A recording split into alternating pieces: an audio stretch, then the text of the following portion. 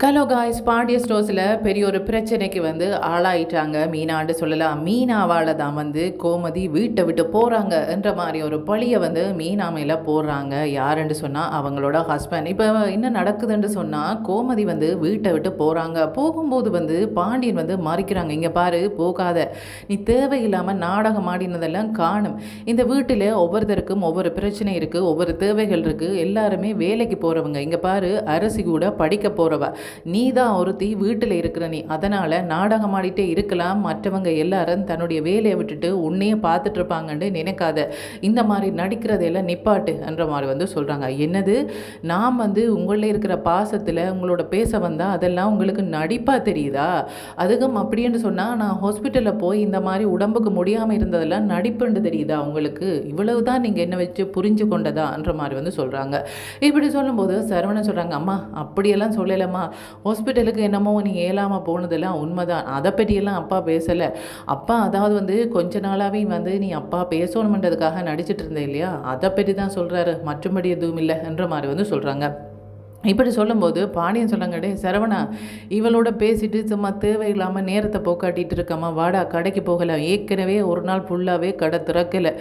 இனிமேல் இப்படியே திறக்காமல் இருந்தோம்னு சொன்னால் கஸ்டமர் எல்லாம் வேறு கடைக்கு போயிடுவாங்க. அவளுக்கு என்ன, அவள் வீட்டை இருந்து நாடகம் ஆடிட்டு இருப்பா என்றவனை கோமதிக்கு கோவம் வந்துடுது. என்ன நினச்சிட்டு இருக்கிறீங்க, எனக்கு சாப்பாடு வேண்டாம் எதுவும் வேண்டாம், நான் போகிறேன்ட்டு அவங்க பாட்டுக்கு போகிறாங்க.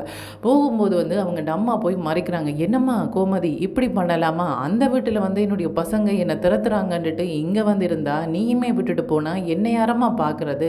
என்னை பற்றியெல்லாம் நீ யோசிக்க மாட்டியான்ற மாதிரி கேட்குறாங்க. இங்கே பாரும்மா, தேவையில்லாமல் உனக்கும் எனக்கும் உள்ள பிரச்சனை மாதிரி இதை முடிச்சு போடாத. உனக்கும் இந்த பிரச்சனைக்கும் சம்மந்தம் இல்லை. பிரச்சனை எனக்கும் என்னுடைய ஹஸ்பண்டுக்கும் பிள்ளைகளுக்குமே ஒழிய உனக்கும் எனக்கும் இல்லை. நீ ஐயோ கோமதி என்னை விட்டுட்டு போயிட்டா, அவங்கள்ட பசங்க யாருமே என்னை பார்க்கல என்று ஒப்பாரி வச்சுட்டு இருக்காத. இங்கே இருக்கிறவங்க எல்லாம் உன்னை நல்லா பார்த்துக்கொள்ளுவாங்க, என்னை விட நல்லாவே பார்த்துக்கொள்ளுவாங்க. அது உனக்கு நல்லாவே தெரியும். இப்போ நான் போகக்கூடாதுன்றதுக்காக நீ மறைச்சிட்டெல்லாம் இருக்காத, சரியா என்ற மாதிரி சொல்கிறாங்க. ஏமா போகிற இப்படி என்று சொன்னால் பாம் இல்லையா பசங்க என்ற மாதிரி சொல்கிறாங்க. யார் இவங்களா? இவங்க 3 பேருமே கல்யாணம் பண்ணிட்டாங்க. பொண்ணுமே தோளுக்கு மேலே வளர்ந்துட்டா அவங்க வேலையை அவங்க பார்த்துக்கொள்ளுவாங்க. இங்கே யாரும் சின்ன குழந்தை இல்லை. அச்சோ இவங்களை விட்டுட்டு போனால் அவங்க என்ன பண்ணுவாங்க, சாப்பாட்டுக்கு என்ன பண்ணுவாங்க, அம்மாண்ட பாசம் கிடைக்காதே, இந்த மாதிரியெல்லாம் ஏங்குறவங்க இங்கே யாருமே இல்லை. அவங்கள்ட தேவைக்காக தான் என்ன ஜூஸ் பண்ணிட்டு இருந்திருக்கிறாங்கன்றது எனக்கு நேற்று தானே தெரிஞ்சது என்ற மாதிரி சொல்கிறாங்க. இப்படி சொல்லும்போது பாண்டியன் சொல்கிறாங்க, டேய் பேசாமல் விடுங்கடா, போகட்டும் பேசாமல் விடுங்கன்ற மாதிரி சொல்கிறாங்க. ஆமாம்மா, நீ தாராளமாக போ, என்ன இந்த தெருமுனை வரைக்கும் போவ, அதுக்கப்புறமா உனக்கு ஃப்ரெண்ட்ஸும் கிடைக்காது, தெரிஞ்சவங்களும் கிடைக்காது, திரும்பி வர வேண்டியதான்ற மாதிரி செந்தில் சொல்கிறாங்க. என்னடா எனக்கு ஃப்ரெண்ட்ஸ் யாருமே இல்லை, சொந்த பந்தம் யாருமே இல்லை, நீங்களும் உங்களுடைய அப்பாவும் தான் இருக்கிறாங்க, மற்றபடி என்னுடைய சகோதரங்கள் எல்லாம் என்னை ஒதுக்கி வச்சுட்டாங்களா தானே என்ற திமிரில் பேசுங்கிறடா. எனக்குமே 4 பேர் இருக்கத்தாண்டா செய்வாங்க. நான் எங்கேயாவது ஒரு இடத்துல போய் வேலை செய்தேன்னு சொன்னால் அங்கே 4 பேர் எனக்கு தெரிய வருவாங்க தானே, அவங்க எனக்கு ஹெல்ப் பண்ணுவாங்களடா. இந்த கோமதியை சாதாரணமாக நினச்சிட வேண்டாம், இந்த கோமதிக்கு எல்லா திறமையும் இருக்குது. இவ்வளவு நாளும் உங்களுக்கு இந்த மாதிரி சமைச்சு கொட்டின நேரம் நான் அங்கேயாவது வேலைக்கு போயிருந்தா என் கையில் பணமும் கிடச்சிருக்கும், 4 பேரை தெரிஞ்சவனாகவும் இருந்திருப்பேன் என்ற மாதிரி சொல்கிறாங்க. என்னம்மா நீ சொல்கிற, உன்னை யாரும் வேலைக்கு போவேனான்னு சொன்னது? நீ தாராளமாக போயிருக்கலாமே. நீ அப்பாண்ட கடையில் கூட ஒரு நாள் கூட நின்று அப்பாவுக்கு ஹெல்ப் பண்ணினதை நான் பார்க்கல, இதில் வேறு நீ வேலைக்கு போறியா என்ற மாதிரி சொல்கிறாங்க. எதுக்குடா உன்னுடைய அப்பாவை எதிர இழுக்கிற? அப்பாண்ட கடையில் எத்தனை நாள் நான் போய் ஹெல்ப்புக்கு நின்றுருக்கிறேன் கேளு, அவர் தான் வேண்டான்னு சொல்லியிருக்கிறார் என்ற மாதிரி சொல்கிறாங்க. பத்தியா எப்படி உன்னை கவனமாக பார்த்து கொண்டிருக்கிறேன்னு சொல்லி, கடையில் கூட ஒரு சின்ன வேலை கூட வேண்டாமல் உன்னை பக்குவமாக வச்சுருந்த அப்பாவை நீ விட்டுட்டு போகிறன்ற. அது மட்டும் இல்லாமல் நாங்கள் கல்யாணம் ஆகிட்டோம் தானே, அரசியும் தோளுக்கு மேலே வளர்ந்துட்டாங்க தானே, இவங்களுக்கு எதுக்குன்ற மாதிரி சொல்கிறேன்னு சொன்னால் உனக்கு இவ்வளோ திமிரு, இப்படியா எல்லாரும் பண்ணிகிட்ருக்காங்க? என்னம்மா நீ எல்லாருமே அப்போ பசங்க எல்லாம் கல்யாணம் பண்ணினோன்னே வீட்டை விட்டுட்டா போகிறாங்க, அவங்க தங்களோட வீட்டில் இருந்து நிம்மதியாக வாழ்கிறாங்க தானே, உனக்கேன்னு இந்த வெட்டி வீராப்பு என்ற மாதிரி சொல்கிறாங்க. இங்கே பாருங்கள், உங்களோட இருக்க எனக்கு பிடிக்கலை, இந்த வீடும் பிடிக்கலை, இங்கே இருக்கிறவங்களும் பிடிக்கலை. நான் இருக்கிறேன்னு சொன்னால் ஒரு இடத்துல தனியாக இருக்கணும், இந்த வீட்டில் இருக்கிறவங்க இருக்கிற இடத்துல நான் இருக்க மாட்டேன் என்ற மாதிரி மாதிரி வந்து சொல்லிட்டு அவங்க போகிறாங்க. சரி போ, நீ எங்கேயாவது போகணுட்டு சரவணனை கூப்பிட்றாங்க. பாண்டியன், வா சரவணன், நாங்கள் கடைக்கு போகலாம், அவள் போகிற தூரத்துக்கு போயிட்டு வரட்டும், வராமல் போனாலும் எங்களுக்கு பிரச்சனை இல்லை, இவ்வளோ வீரப்பா இருக்கிறவோட பேச வேண்டிய தேவை எங்களுக்கு இல்லை, எங்களுக்கு நிறைய வேலை இருக்குது என்ற மாதிரி வந்து சொல்கிறாங்க. அப்படி சொல்லும்போது வந்து அவங்களோட மாமியார் சொல்கிறாங்க, என்ன மாப்பிள்ளை இது, பொண்ணு இப்படி சொல்லும்போது நீங்கள் இப்படி பண்ணலாமான்ற மாதிரி வந்து சொல்கிறாங்க. அத்தை, இந்த வீட்டில் நாடகம் ஆடுறதுக்கே இவ ஒருத்தி இருக்கிறா, இவங்க வேலை காலையிலேருந்து மாலை வரையும் தன்னை எல்லாரும் கவனிக்கிறாங்களா, தன்னையில் பாசம் வச்சுருக்குறாங்களா, தன்னையில் அன்பு வச்சுக்கிறாங்களா, தன்னை கொண்டோண்டா துடிச்சு போகிறாங்களா, இதை வந்து அவள் டெஸ்ட் பண்ணிகிட்டே இருப்பா, அதுக்கு நாங்கள் பதில் சொல்லிகிட்டே இருக்கணுமா, எங்களுக்கு 1008 வேலை இருக்குது, அவள் உடம்பு முடியலைன்னு சொல்லி நாங்கள் கடையை பூட்டிட்டு நின்றோம், இப்போ நாடகம் ஆட வலிக்கிட்டா நாங்கள் போகிறோம்ன்ற மாதிரி வந்து போகிறாங்க. இப்படி போகும்போது செந்து சொன்னாங்க, கொஞ்சம் பொறு அண்ணன், போகாத, அப்பா கூப்பிட்றான்றதுக்காக போகாத, என்ன நடக்குதுன்னு பார்க்கலாமான்னு பார்த்தா கோமதி வந்து போயிட்டாங்க. போனதுக்கப்புறமா வந்து என்ன பார்த்துட்ருக்குறீங்க எல்லாரும், என்னுடைய பொண்ணு போயிட்டா, நீங்கள் எல்லாரும் பார்த்துட்ருக்குறீங்க, இப்படி தான் என்னுடைய பொண்ணு வந்து நான் இல்லாத காலத்தில் கஷ்டப்பட போகிறாளோன்ற மாதிரி வந்து அவங்கள்ட அம்மா வந்து அழுகிறாங்க.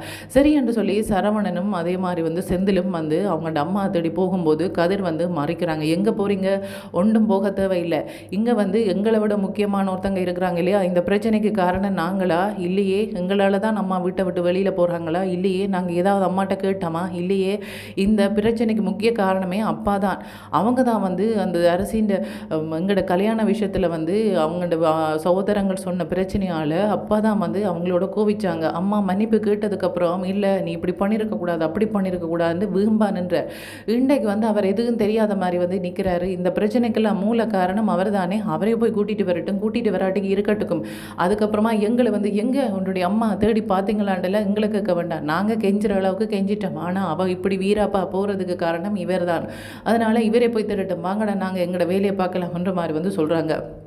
அதுக்கு வந்து அவங்களோட அம்மாச்சி விடமாட்டேன்றாங்க.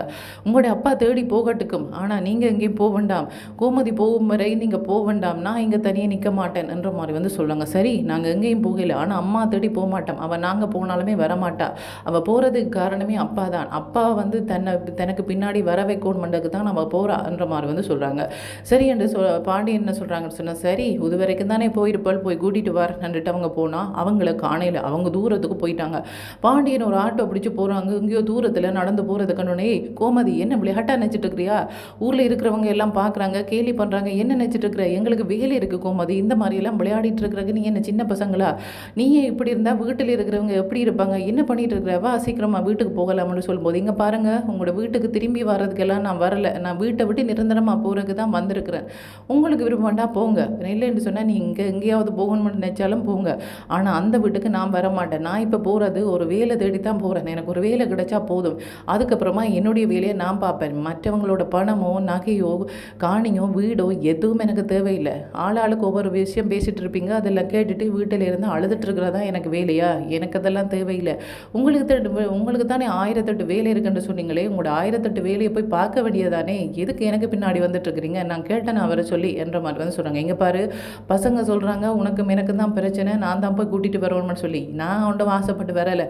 என்ற மாதிரி வந்து சொல்கிறாங்க. ஓ, இப்போ கூட நீங்கள் விருப்பப்பட்டு வரலையா, அப்படின்னு சொன்னால் போக வேண்டியதானேன்னு சொல்லும்போது, போடி, உன்னை பார்த்துட்டே இருக்கிறதா எனக்கு வேலையா, எனக்கு உடம்பு முடியாமல் இருக்குது, உன்னை பார்த்து எனக்கு வருத்தம் பிடிக்க போகுது, நான் போகிறேன்ட்டு அவங்க பாட்டுக்கு போகிறாங்க. கோமதி என்ன நினைக்கிறாங்கன்னு சொன்னால், என்ன இவர் போகிறாரு திரும்பி, என்ன இப்படி யாருமே என்ன திரும்பியும் பார்க்காம போவாங்களோன்ற மாதிரி வந்து பார்க்குறாங்க.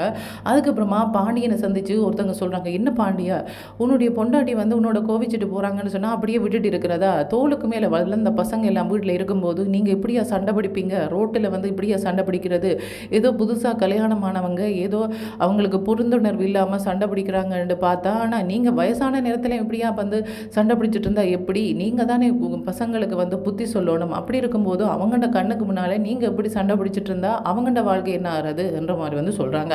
இப்படி இருக்கும்போது வீட்டில் வந்து அவங்கள்ட அம்மாச்சி கோமதி எங்கே போட்டாங்களோ தெரியலையே, உங்களுடைய அப்பாவை காணையிலேயே எங்கே போய் கூட்டிகிட்டு வர போனாங்களோ தெரியலையே, இவர் பாட்டுக்கு கடைக்கு போயிட்டாரோ தெரியல, அம்மா கூட்டிகிட்டு வரேன்னு சொல்லிட்டு கடைக்கு போயிட்டாரோ தெரியல, எதுக்கு முறுக்கா ஃபோன் போட்டு கீழடான்ற மாதிரி வந்து சரவணை கேட்கும்போது சரவணன் சொல்கிறாங்க, அப்பாவுக்கு ஃபோன் எடுக்கும்போது ஆன்சர் பண்ணுறாருல, பற்றியா நான் சொன்னேன் அவர் கடைக்கு தான் போயிட்டார், உன்னுடைய அம்மா தேடி போகலை, அவரும் ஒரு வீராப்ப பிடிச்சவராக இருக்கிறார், இந்த பொண்ணும் இப்படி இருக்கிறாளே, இப்படி தான் இந்த வீடு இருக்குதா, நான் அந்த வீட்டில் இருந்து பார்க்கும்போது ஏதோ சந்தோஷமாக இருக்கிற மாதிரி இருந்தீங்களே, இப்படி தான் இந்த வீட்டில் இருந்தீங்களா, ஆளாளுக்கு ஒவ்வொரு பக்கமும் பிரச்சனை போடுறதா உங்களோட வேலையாக இருந்ததான்ற மாதிரி வந்து கேட்குறாங்க. இல்லைம்மாஜி அப்படியெல்லாம் இருக்கையில் என்னமோ தெரியலை, அன்றைக்கு அந்த விருந்து வச்சதுக்கப்புறமா தான் இப்படி இருக்கிறாங்கன்ற மாதிரி வந்து சொல்கிறாங்க. செந்தில் கேட்குறாங்க, என்னமோ தெரியலை, அம்மாவுக்கு இந்த நாடகம் ஆட சொல்லி கொடுத்தது வேறு யாரும் இல்லை, அம்மாஜி நீங்கள் தான் இப்படி சொன்னீங்களா, அல்லது மீனா நீ இப்படி சொன்னியான்ற மாதிரி வந்து கேட்குறாங்க. என்ன எந்த பக்கம் பிரச்சனை திருப்பி விடுறீங்கன்ற மாதிரி வந்து மீனா கேட்குறாங்க. இல்லை நீ தான் வந்து ராத்திரியில் வந்து நிறைய நேரமாக அம்மாவோட இருந்து பேசிகிட்டே இருந்த, ஒருவேளை நீங்கள் வீட்டை விட்டு போகிற மாதிரி போங்க அப்படின்னு சொன்னால் மாமா அவங்களுக்கு பின்னாடி ஓடி வருவாங்கன்ற மாதிரி வந்து சொன்னியா, நீ ஏற்கனவே இந்த மாதிரி எல்லாம் எனக்கு பண்ணியிருக்கிறதானே, அதனால் நீ இந்த ஐடியா கொடுத்துருப்பியோன்னு நான் யோசிக்கிறேன்ற மாதிரி வந்து சொல்கிறாங்க. என்னங்க உங்களுக்கு பிடிக்கலண்டா நீங்கள் தாராளமாக வீட்டை விட்டு போகலாம், எங்கேயும் போகலாம், ஆனால் உங்களுக்கு பின்னாடி நான் வரமாட்டேன். அதே மாதிரி உங்களுடைய அம்மாவை வீட்டை விட்டு போக சொன்னது நான் கிடையாது, அவங்கள தான் போகிறாங்க, உங்களோட பேஜ் பிடிக்காம தான் போகிறாங்க. நீங்கள் என்ன சொன்னீங்க நேற்று, அம்மா இல்லாட்டிக்கு எங்கெங்கே என்ன பொருள் இருக்குன்னு எனக்கு தெரியாது, அம்மா இல்லைன்னு சொன்னால் எனக்கு சாப்பாடு தர்ற ஆக்கள் இல்லை, இந்த மாதிரி தானே சொன்னீங்க. இதெல்லாம் அவன் சொல்லிட்டு இருந்தா தெரியுமா உங்களுக்கு, அப்படி சொன்னது அவங்களுக்கு பிடிக்காம தான் அவங்க போகிறாங்க. ஆனால் நீங்கள் என்ன நினைக்கிறீங்கன்னு சொன்னால் அப்பாவோட கோபம் அதுதான் போகிறான்னு சொல்லி மாமா மட்டும் அனுப்பிட்டு இருக்கிறீங்க. மாமாவும் இதுக்கு ஒரு காரணம் தான், ஆனால் முக்கிய காரணம் அவரை விட நீங்கள் எல்லாரும் தான்ன்ற மாதிரி வந்து சொல்கிறாங்க. அப்படின்னு சொன்னால் அம்மாண்ட பாசம் இல்லைன்னு நினச்சி தான் அவன் போகிறாவா, ஆமாம் அதுக்கு தான் போகிறா, எல்லாருமே போய் கூட்டிகிட்டு வாங்க போங்கன்ற மாதிரி வந்து மீனா வந்து சொல்கிறாங்க. நீங்கள் பசங்க எல்லாரும் வீட்டில் இருக்க அவங்க இப்படி போவாங்களா, நீங்கள் தான் போய் கூட்டிகிட்டு வரணும், ஆளுக்கு ஒவ்வொரு குற்றம் சொல்கிறத விட்டுட்டு போய் கூட்டிகிட்டு வாங்க போங்கன்ற மாதிரி வந்து மீனா சொல்கிறாங்க. என்ன நீ சொல்கிறீங்க உண்மையாவா, ஆமாம் நேற்று சொல்லிட்டு இருந்தான், நான் கேட்டுட்டு தான் இருந்தேன்ற மாதிரி வந்து சொல்கிறாங்க. இவங்க எல்லாரும் திரும்ப வந்து தேடி போகிறாங்க. போகும்போது அவங்க என்ன பதில் சொல்ல போகிறாங்கன்றதுக்கு வெயிட் பண்ணி தான் பார்க்கணும். ஓகே, தேங்க்யூ, பாய்.